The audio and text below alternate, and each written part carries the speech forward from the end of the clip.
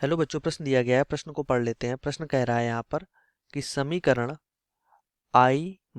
One minus आई मापांक के अंदर है कि घात x इक्वल टू 2 की घात x के अशून्य पूर्णांक हलों की संख्या ज्ञात कीजिए। ठीक है, हमें यहाँ से प्रश्न में अशून्य पूर्णांकों के हलों की संख्या ज्ञात करनी है।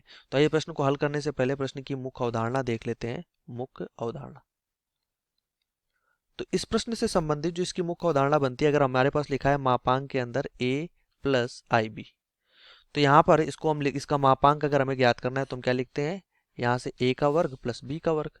तो इसी मुख्य अवधारणा के आधार पर हमारे पास जो दिया गया प्रश्न है उसको हल करते हैं। ये दिया गया है 1 माइनस आई और मापांक के अंदर था और घात में है x की इक्वल टू 2 की घात x। तो यहाँ से इधर से अगर हम इसका मापांक ज्ञात करेंगे तो ये हो जाएगा अंडर रूट के अंदर 1 का स्क्वायर और i के साथ गुणांक हमारे पास क्या है माइनस का 1, तो माइनस 1 का स्क्वायर।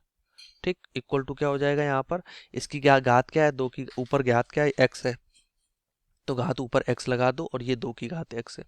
तो ये आ गया वर्गमूल के अंदर 1 का स्क्वायर भी 1 माइनस 1 का स्क्वायर भी 1, मतलब कि अंडर रूट के अंदर आ गया 2 और इसकी घात है x इक्वल टू 2 की घात x।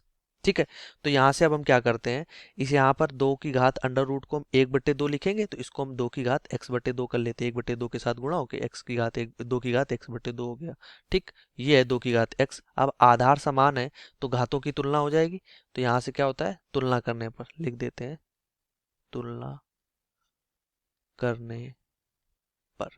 ठीक, क्योंकि आधार समान है तो घातों की तुलना हो जाएगी, तो ये हो जाएगा x/2 इक्वल टू क्या आ जाएगा x।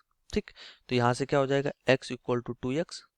ठीक, अब x इक्वल टू 2x है तो यहाँ से 2x minus x equal to क्या आ जाएगा 0। तो यहाँ से बोल सकते हैं 2x माइनस एक्स x हो जाएगा इक्वल टू 0, मतलब कि x बराबर क्या आ गया 0 आ गया। अब यहाँ पर अगर प्रश्न में देखें तो प्रश्न में हमसे क्या कहा गया था कि अशून्य पूर्णांकों के हल, मतलब वहाँ पे शून्य पूर्णांक हमें नहीं ज्ञात करने थे, अशून्य पूर्णांक। तो x का केवल एक मान आ रहा है, वो भी शून्य है पूर्णांक, तो अशून्य पूर्णांकों की संख्या क्या हो जाएगी, शून्य हो जाएगी। यहाँ से लिख देंगे अशून्य पूर्णांकों की संख्या इक्वल टू शून्य आएगा, 0 आएगी या शून्य बोल सकते हो। ठीक है, तो यही इस प्रश्न का उत्तर हो जाएगा कि अशून्य पूर्णांकों की जो संख्या होगी वो शून्य होगी। धन्यवाद।